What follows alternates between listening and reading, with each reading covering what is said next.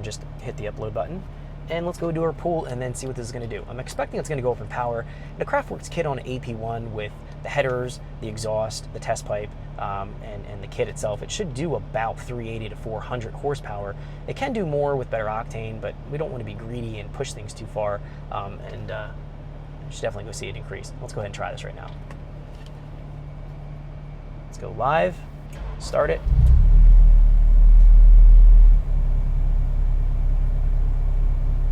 I'm gonna go hit record, and then we will go ahead and do our pull here.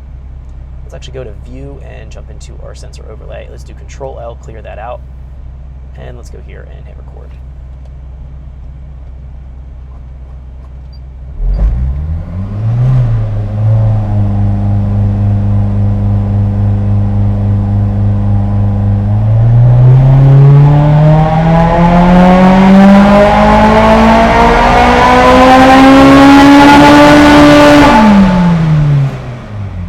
Stop.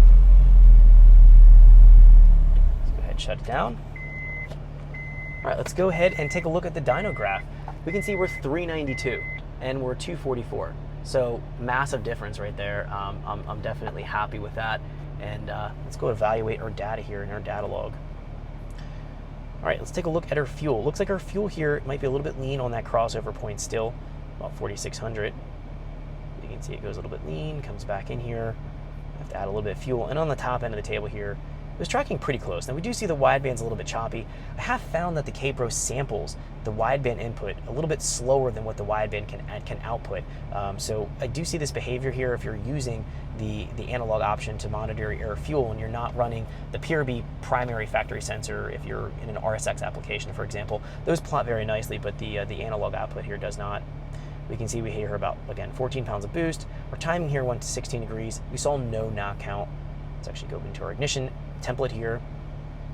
We see a knock count of 0. Spark timing is 16 degrees. So we can add some more. We're going to add a little bit more and see if we can bump this up a little bit. I'll add another 3 degrees and we'll see where we're at. Again, I know that I can run more timing on my VTEC, and we started with our low cam spark timing as a reference point and then walked up from there. That's always going to be a safe